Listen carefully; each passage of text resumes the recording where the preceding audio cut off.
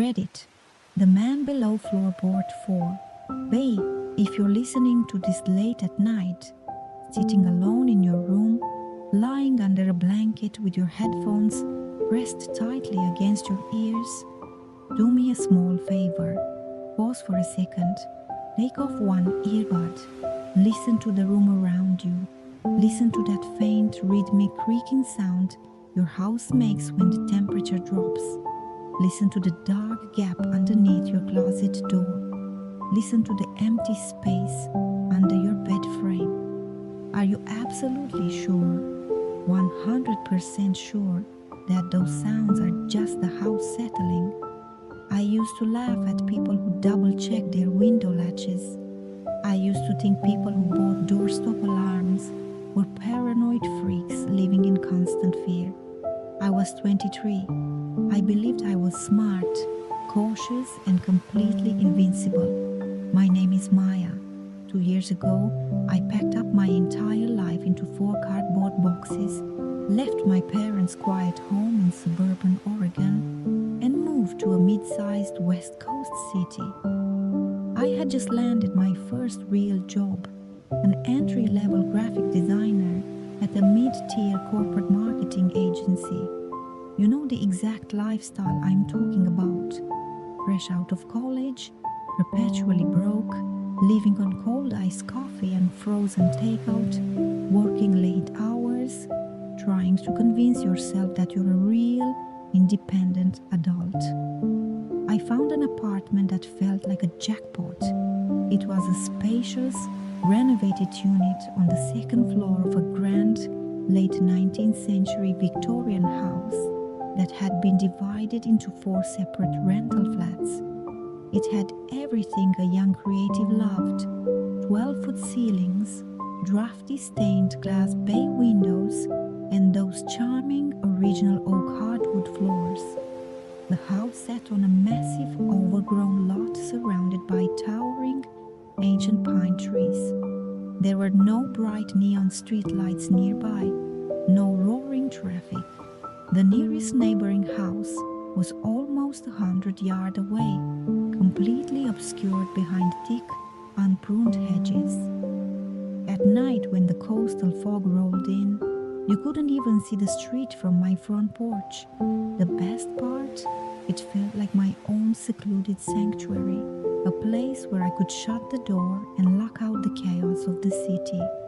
When you're 23 and living completely alone in a new city, your entire universe lives inside a 6-inch glass screen.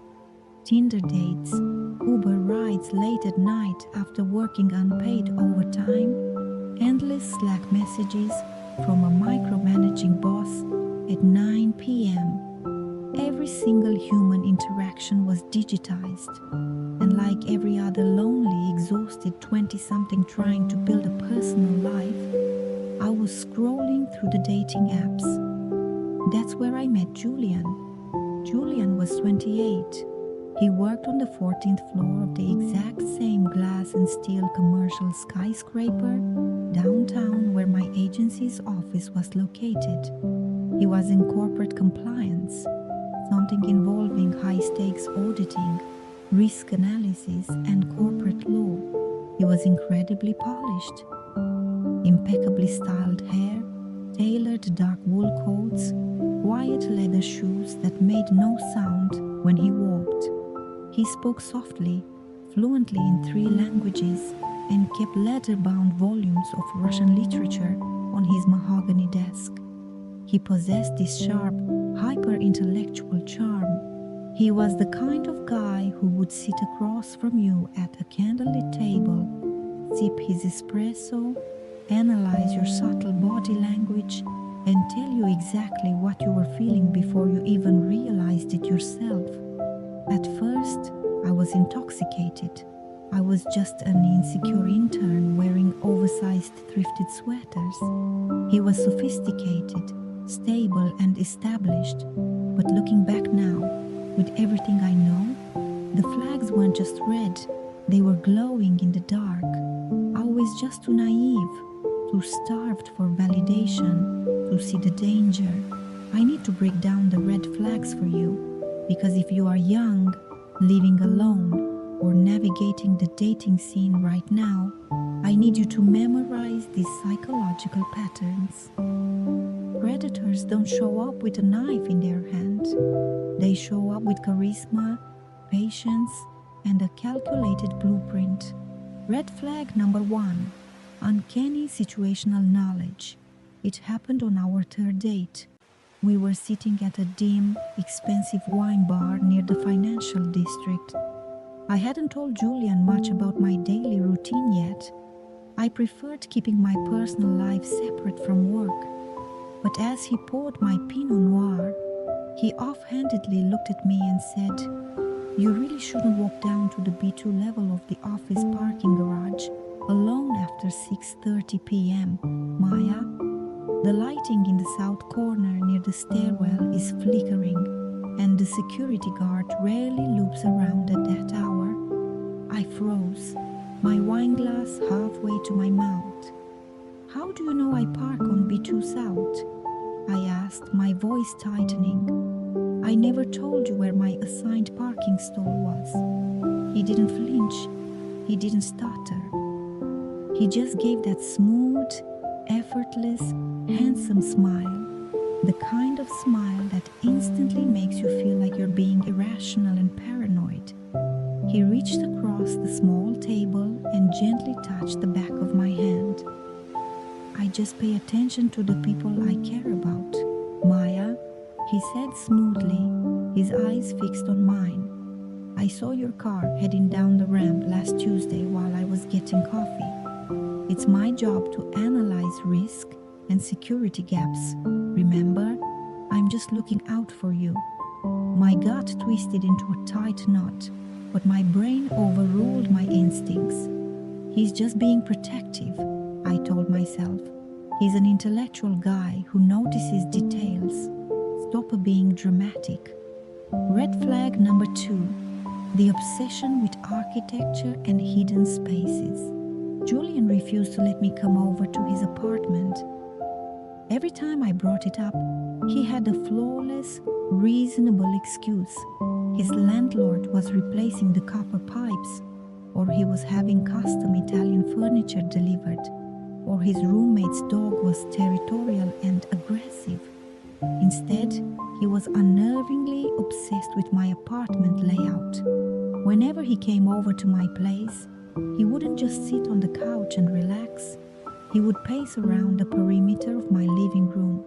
He'd run his fingers along the baseboards, tap his knuckles against the plaster walls to test their density and hollow sounds. He asked endless, oddly specific questions. How old did the landlord say this foundation is? Does anyone live in the basement flat directly below you? Where is the main breaker box located? Does the property manager ever drop by without giving a 24-hour written notice? One cold November evening, while I was pouring wine in the kitchen, he noticed a small wooden hatch in my hallway floor. It was a 2x2-foot crawl space access panel built directly into the original hardwood, usually hidden beneath in a heavy, vintage Persian rug I'd bought at a flea market. Julian stopped pacing. He knelt down on the cold floor, rolled back the edge of the rug, and traced the rusty iron latch with his index finger. "Fascinating," he muttered. His voice was low, almost reverent. In these late 1890s Victorian foundations, the subfloor crawl space extends across the entire footprint of the building. Dirt floors, uninsulated, 3 feet of clearance beneath the joists. He turned his head and looked up at me from the floorboards. His eyes were wide, dark, unblinking in the dim hallway light. "You know, Maya, you could fit an entire living space down there. A person could lie directly beneath your bed frame for months, listening to every breath you take, reading your routine, and you just think the floor was creaking from the humidity." I stared at him, a sudden wave of ice running down my spine. I stood motionless in the kitchen doorway holding 2 glasses. Then Julian let out a light, charming chuckle, stood up, dusted off his trousers, and kissed my cheek. "Old houses are creepy, aren't they?" he whispered with a smile, and I laughed too. God help me, I laughed out loud. Because when a young woman living alone feels a sudden flash of terror, her first social instinct isn't always to scream or run. Her instinct is to laugh, pretend it was a dark joke, and pray that she's overreacting. By late autumn, the atmosphere between us had morphed from romantic to suffocating. Julian wasn't just attentive, he felt pervasive. If I went to a quiet coffee shop 3 miles from my apartment on a Saturday morning, he'd casually walk through the front door 10 minutes later, holding a newspaper, acting surprised. What an incredible coincidence, Maya. If I didn't respond to a text message within 15 minutes, my phone would ring continuously until I picked up. The tipping point happened on a freezing Tuesday night in late November. We had gone out to a dimly lit bistro downtown. The entire evening, Julian was slowly picking me apart, critiquing my career choices, questioning why I was still in touch with my college friends, subtly convincing me that my roommates from school didn't actually care about me. It was a masterclass in emotional isolation. I reached my absolute limit. "I'm going home, Julian, alone," I said, pulling my coat over my shoulders and standing up from the boot. He didn't argue. He didn't raise his voice. He just sat there in the dark boot, swirling his scotch, staring at me with an icy, unreadable expression. "If that's what you think you need right now, Maya," he said softly, "just remember how unpredictable the city is at night." I pulled out my phone outside the restaurant entrance and opened my rideshare app to order a car. A dark gray sedan pulled up to the curb 4 minutes later. The license plate matched my app screen. I opened the rear door and slid into the back seat, shivering violently from the freezing rain. "Hi, heading to Oak Street, right?" I asked, leaning back against the headrest, trying to calm my racing pulse. The driver didn't say a word. He was wearing a dark hooded sweatshirt pulled extremely low over his forehead, his face obscured in the deep shadows of the cabin. He simply put the transmission into drive and pulled away from the curb into traffic. I looked out the side window, mindlessly scrolling through my social feeds.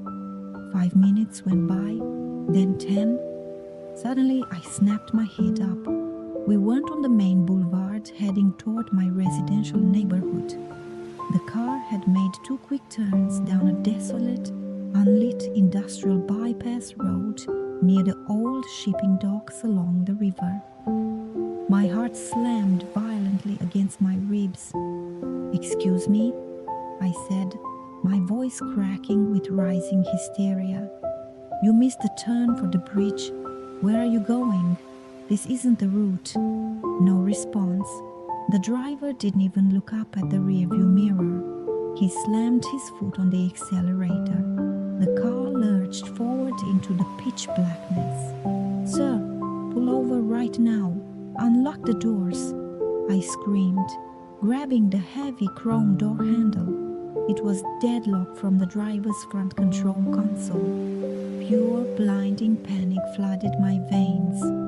I thrust my hand into my leather tote bag, my fingers trembling so hard I could barely grasp anything, and pulled out my heavy keychain, equipped with a canister of police-grade pepper spray.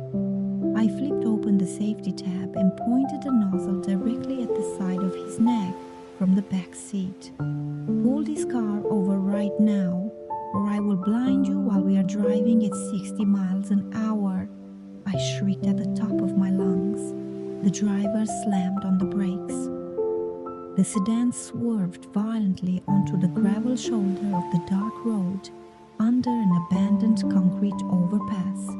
He hit the electronic door unlock button, growled, "Get the fuck out," and shoved his elbow back. I threw open the door and scrambled out onto the wet gravel, tumbling into the freezing rain. The sedan slammed its door shut, hit the gas, and vanished into the fog, its red taillights flickering away.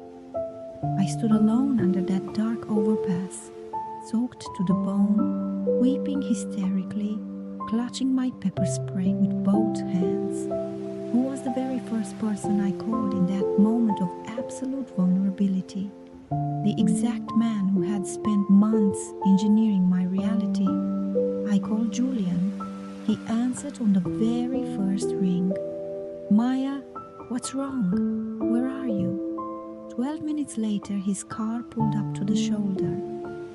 He stepped out holding a large black umbrella, wrapped a heavy wool blanket around my shivering shoulders, pulled me tightly against his chest as I sobbed uncontrollably, and drove me back to my apartment.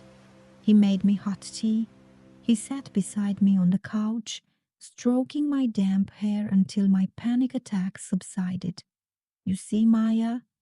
He whispered gently into my hair that night as I drifted off to sleep on the sofa.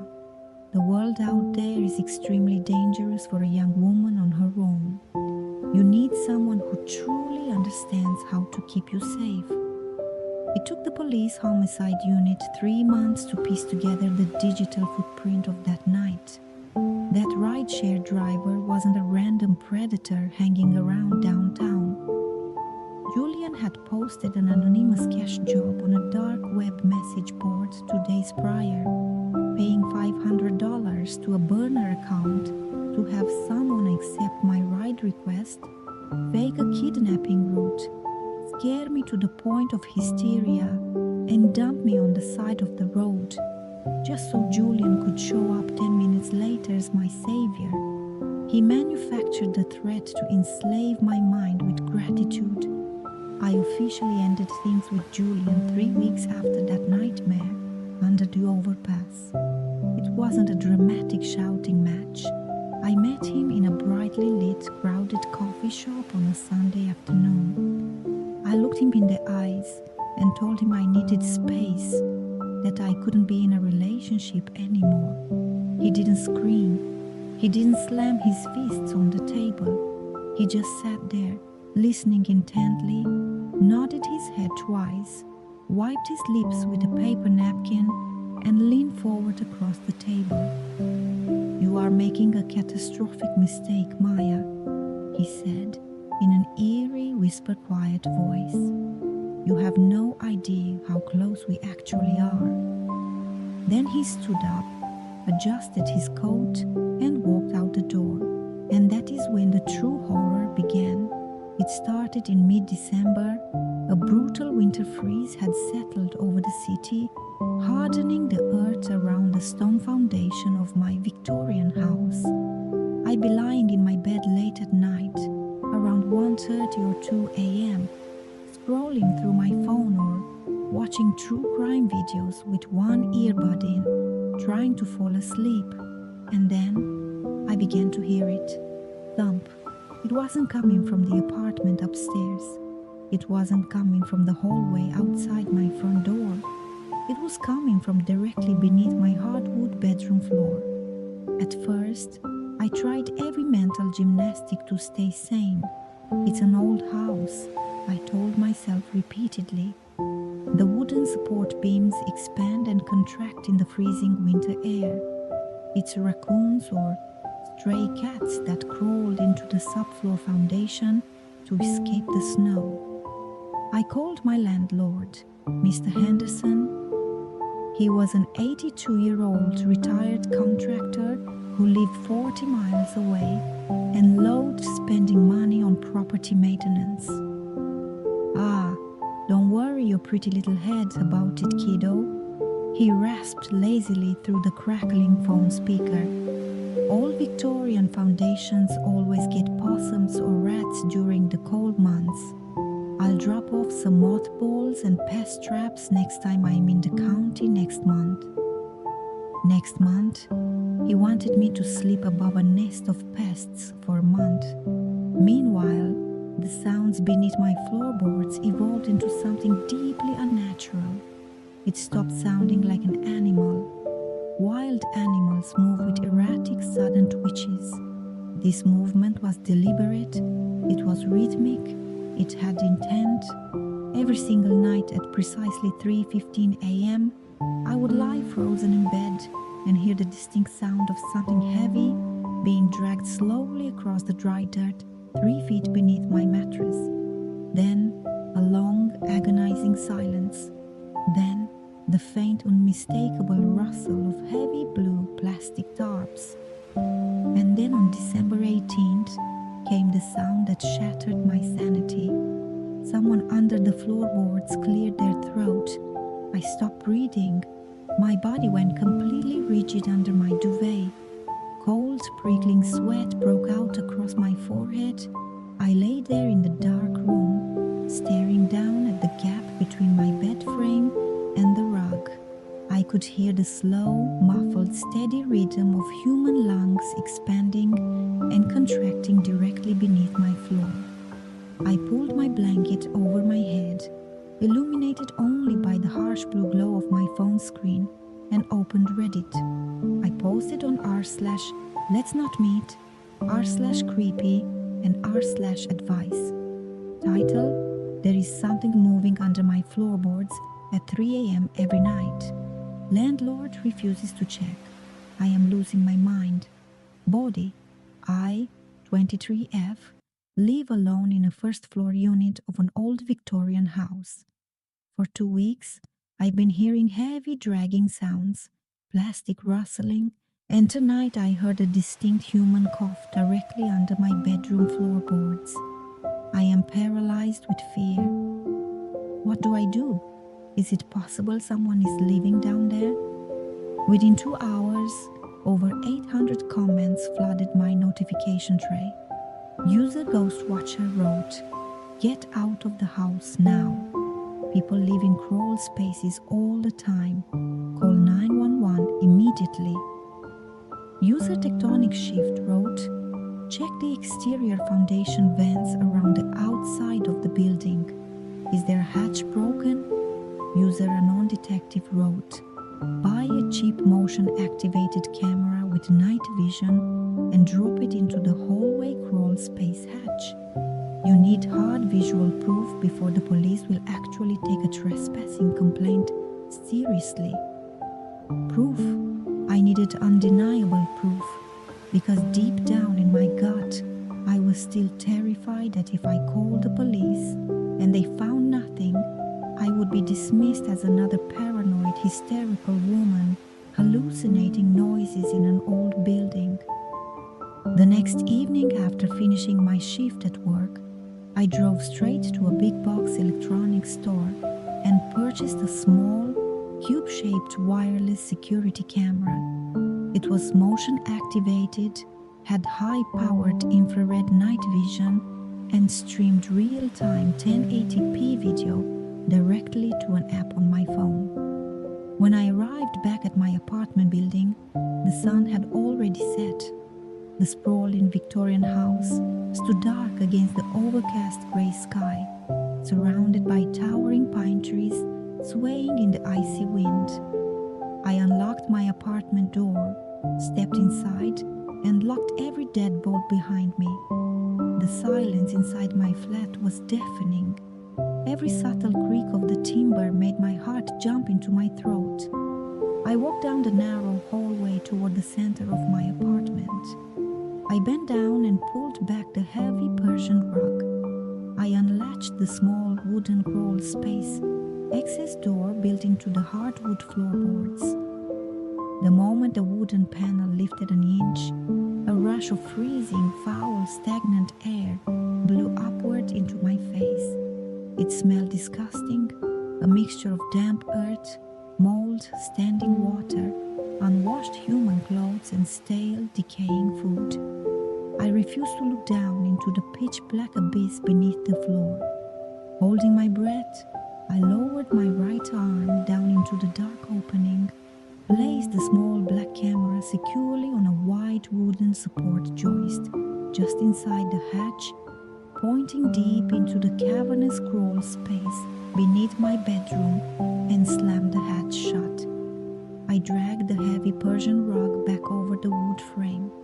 I grabbed my pre-packed overnight bag, ran out of the building, locked my car doors, and drove to a cheap motel near the highway. I couldn't sleep. I sat propped up against the pillows in that sterile motel room, staring unblinkingly at my phone resting on the bed sheets, waiting for a signal. At 2:47 a.m., the screen flared to life with a blinding white light. Critical alert. Motion detected in crawl space. Cam 1. My hands shook so violently I nearly dropped the phone onto the floor. I pressed my thumb against the screen, opened the security app, and tapped the live video feed. The video was rendered in high definition, ghostly black and white night vision. At first, the lens showed only the barren dirt ground and the thick dust-covered wooden support joists holding up my apartment floorboards 3 feet above. Then, a movement caught the edge of the frame.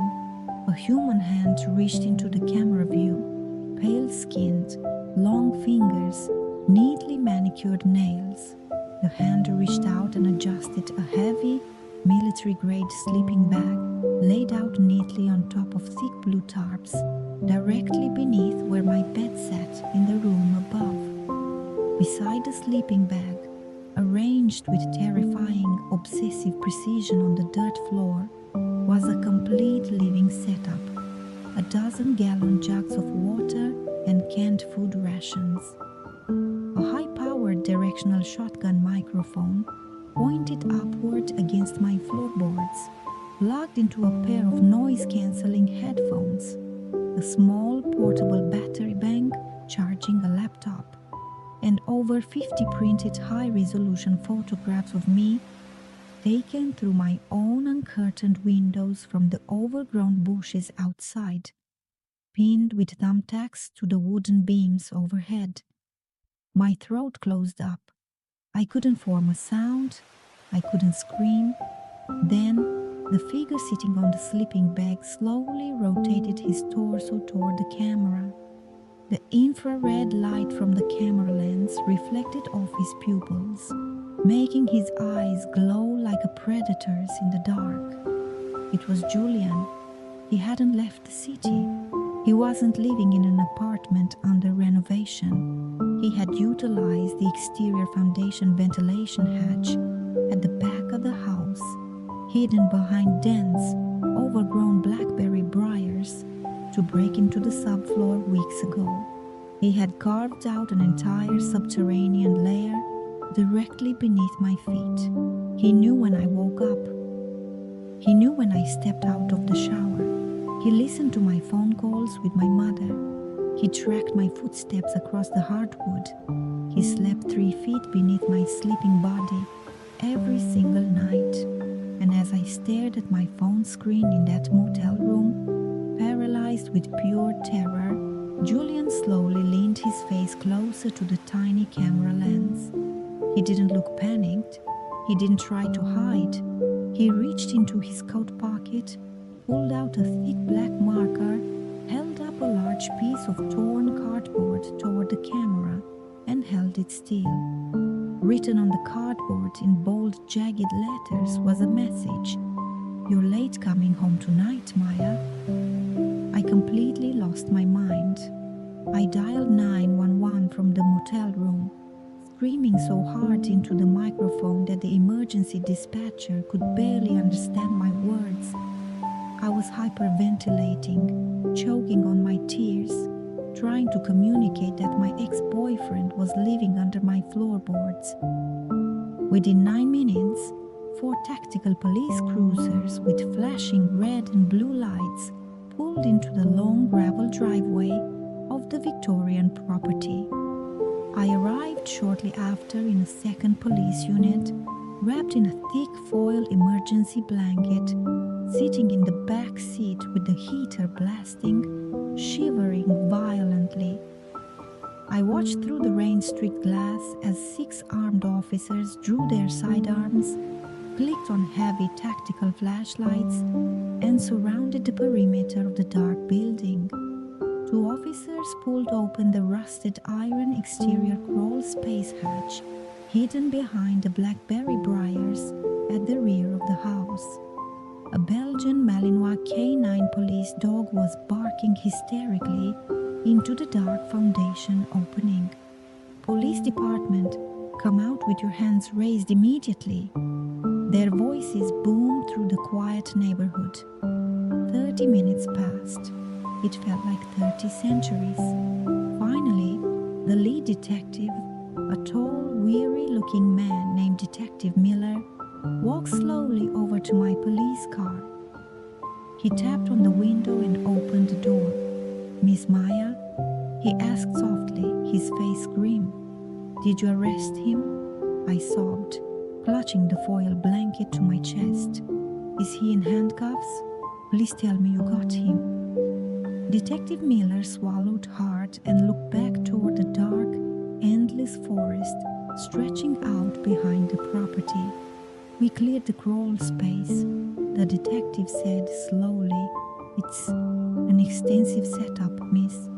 He tapped directly into the house's main junction box to wire electricity for heating pads and surveillance gear. He had a notebook detailing your daily schedule down to the minute for the last 45 days. "Where is he?" I shrieked. The officer pointed toward the dark line of pine trees bordering the rear lot.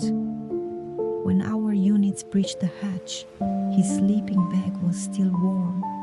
Detective Miller explained quietly. He had a handheld police radio scanner down there. He heard our dispatch code call before our units even arrived on the street.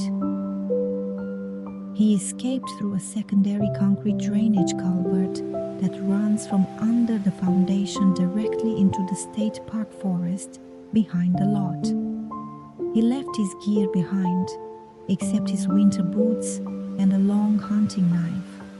State troopers and K9 tracking teams searched those woods for 5 straight days. They brought in infrared thermal helicopters. They found nothing. The rain had washed away his scent trail. The FBI got involved. They raided his corporate office downtown. His desk was completely cleared out. Human Resources discovered that his employment records, university degrees, and background checks had all been meticulously forged. Julian Vance wasn't even his real name. He was a ghost, a phantom who had spent 2 months sleeping 3 feet below my bed frame. I never set foot inside that Victorian apartment again, not even to pack my clothes. My parents flew in on the first flight out of Oregon, packed up my personal belongings under armed police escort, broke my lease agreement, and drove me across 3 state lines to a new city. I dismantled my entire life. I deleted every social media profile I had ever owned. I threw my smartphone into a highway river, registered a new legal phone number under a pen name, dyed my hair, and accepted a remote freelance job working for a small European firm. It has been 6 months now. I live on the 4th floor of a brand new, ultra-modern concrete high-rise complex. No Victorian timber, no crawl spaces, no attics, solid reinforced concrete floors, triple pane glass, heavy steel security doors with digital keycard access, and 24/7 security guards stationed in the lobby downstairs. I thought I was finally safe. I slowly began to sleep 4 or 5 hours a night again. I started convincing myself that Julian had fled the country, that the nightmare had finally reached its conclusion. Until yesterday afternoon, I was cleaning out the storage closet in the hallway of my new fourth floor apartment, a small dark closet where I keep my winter coats, vacuum cleaner, and suitcases. Deep in the back corner, tucked underneath a stack of spare pillows, my fingers brushed against something hard and metallic. I reached in and pulled it out. It was a small black velvet jewelry box, a box that I had never seen before in my entire life, a box that was definitely not there when I moved into this apartment. My hands began to tremble so violently I could barely manipulate the small metal latch. Snap! Inside the box was an old rusted iron key, the original key to the crawl space hatch from my old Victorian apartment, and tucked beneath the key was a folded piece of heavy, expensive linen paper. I unfolded the paper with cold fingers. The handwriting was neat, elegant, precise, and instantly recognizable. The note read, "Your new concrete floorboards don't creak like the old oak ones, Maya. But if I press my ear flat against the drywall in the hallway maintenance closet, I can still hear you breathe at night." I haven't called the police yet because I am sitting inside my closet right now as I record this on my phone, and I can hear someone breathing on the other side of the wall.